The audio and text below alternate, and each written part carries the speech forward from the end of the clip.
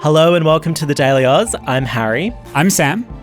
Late last week, the CEO of one of Australia's biggest tech companies, WiseTech Global, Richard White, stepped down. It came after a major investigation by 9 newspapers into the billionaire founder of the software and logistics business. An outpouring of scandals, both in his professional and private life, have dominated the headlines ever since. In today's deep dive, we'll have a look at the Richard White scandal and what it could mean for the global juggernaut in the tech world. Okay, so Harry, last week there was a bit of a frenzy in tabloids, but the business papers of Australia really zoned in on Richard White, this guy who I hadn't particularly been familiar with, but all of a sudden he was everywhere. I still don't fully understand who Richard White is and what his company WiseTech Global actually does. Why don't we go back to basics first? Help me answer those 2 questions. I think it's not unusual that you didn't know who Richard White was. In an interview with the Australian Financial Review a little earlier this year, he actually described being quite a private person. And so he has really ascended up into billionaire status quite quickly, but he's actually a fairly unknown figure in the business world. And I think it's not unfair to say that many people would have been looking at the headlines and sort of not knowing who he was as well. But then secret lover, mansion kind of grabs all these words started popping up. It was just, the perfect headline grabber, I guess.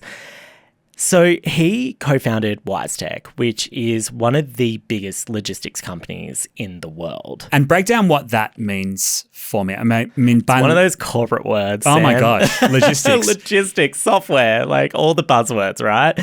But basically what it is a business trying to make the international trade of goods and services easier. So if we think about just international trade, things have to move from warehouses. It needs to then be moved to somewhere to customize a product, and then it needs to be shipped to somewhere like Australia, but could be via Singapore.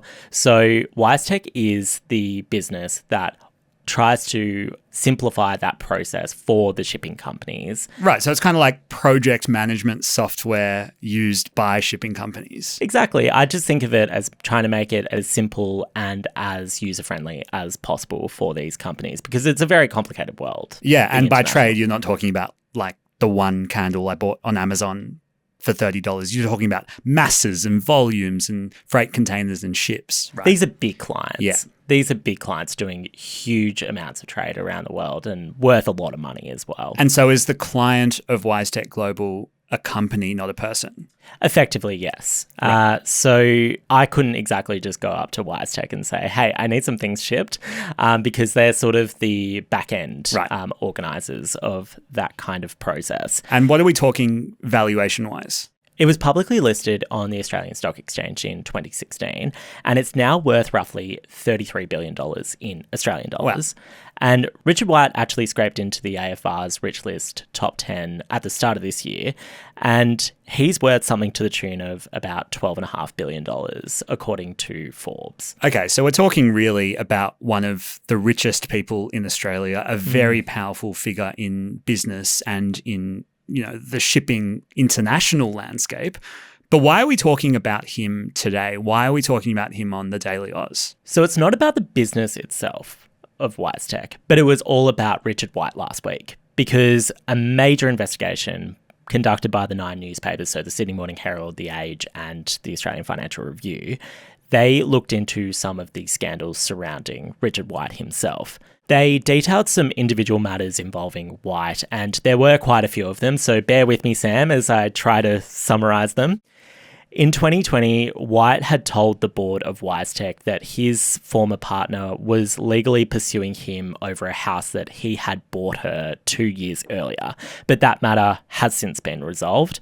Secondly, it was alleged that White had a 7-year relationship with an employee at WiseTech, and after they broke up, he bought her a $7 million property in Melbourne. Right.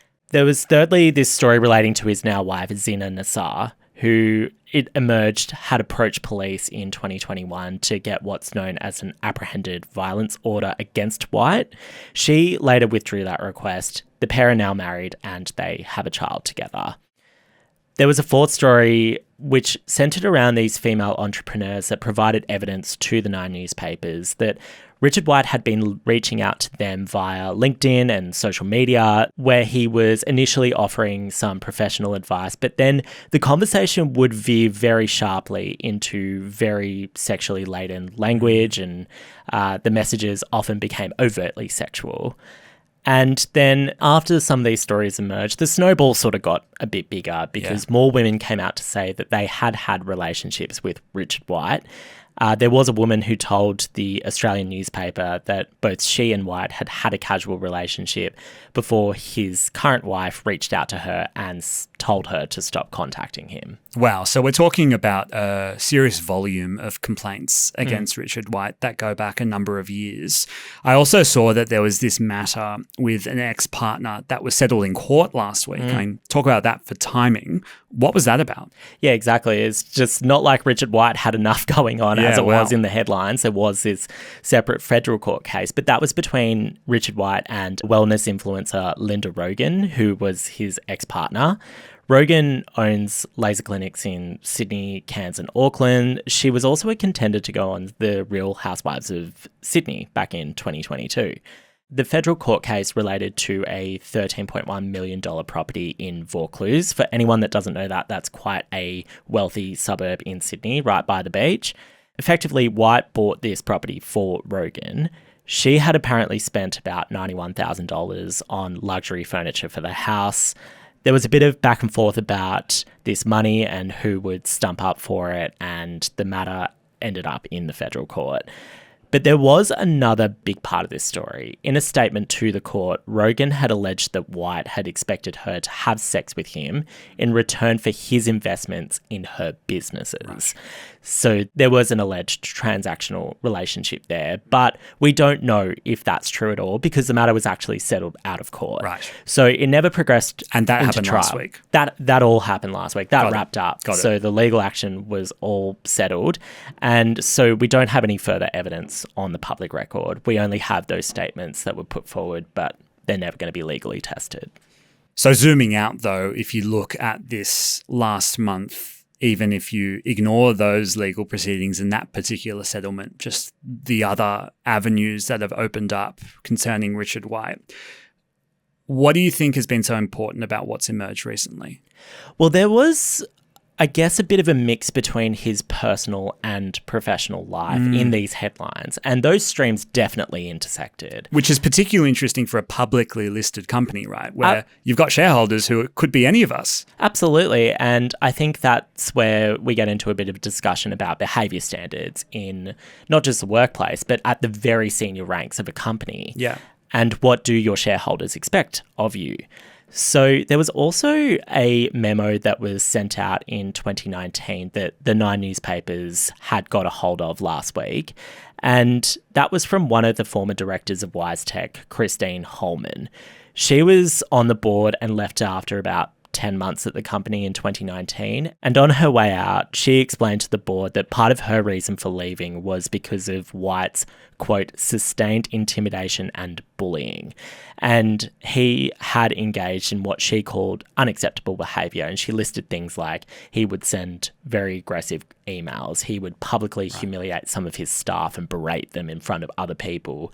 And in very important audit meetings and committee meetings, he would also intimidate people and make them feel ridiculed, according to Hullman. And it does take on another character, doesn't it, when it's not necessarily extramarital affairs or something that's happening outside the office. It's purely the workplace. This is a workplace issue now. That's right. And I think it's just important to stop here because as far as we know and the information that was given to the Nine newspapers doesn't really make it clear whether Christine Hullman was suggesting that Richard White had been bullying her necessarily, but was observing his behaviour and characterising it in that way. So there are still a few unknowns about what could have happened. WiseTech's board, for its part, also hasn't commented on any of the claims, but it did note that the media reports were coming out about Richard White last week and that it was looking into it.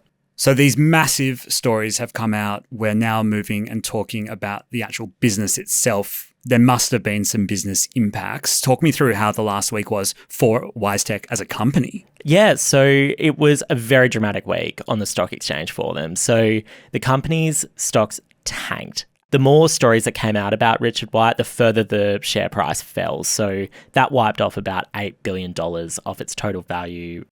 At its low, the share price dropped about 25% compared to the start of the week. And it all built up into this big announcement after a few days of these headlines where Richard White announced that he was stepping down as the company's CEO.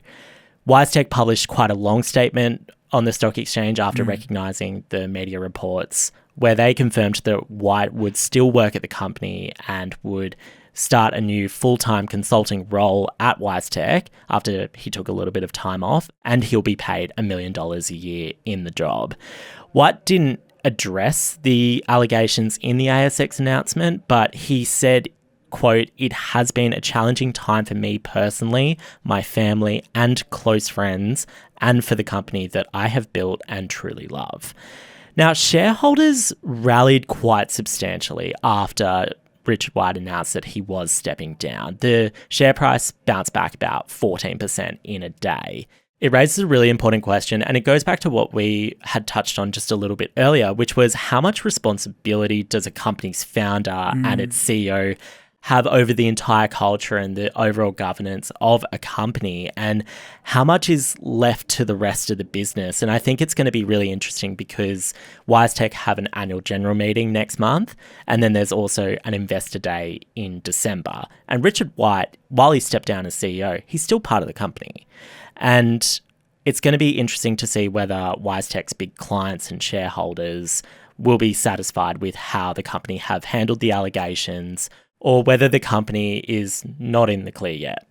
What I find really interesting about the next couple of weeks and months for WiseTech is the separation and the investigation that's going to need to happen between that question you ask about the founder's role in all of this, between personal responsibility and what he actually did, and what else was happening at the culture of the company because of behavior modeled at the top. And there's been nothing proven. There's been nothing publicly released. There's always needing to be thorough investigations into all of this. But you have one of the biggest companies in Australia with a serious issue that started with the founder of the company. This is a big end of town dealing with a very serious matter. Yeah, this is a company that has offices all over the world. Yeah. And yeah, you're right. Richard White's one legal case has been settled out of court now, so there's no other criminal proceedings or civil proceedings against him as far as we know. And I think it's just going to be so interesting to see the fallout as the public learns more about White's alleged past and his alleged misconduct as well. And I think there's definitely something to be said about how you set the culture at the top. And I think it is important because ultimately I think we're in a world now where shareholders and customers expect a bit better. Harry, thanks so much for joining us. Would appreciate if you kept us updated on this story as it evolves. And thank you for joining us on the Daily Aus this morning. I hope you're having a good start to the week already. We'll be here with you every day this week, bringing you the big headlines. We're absolutely steamrolling towards the US election. Make sure you tap in and don't miss an episode as we bring you the latest headlines from the US. That's all we've got for you today, though. We'll be back again tomorrow.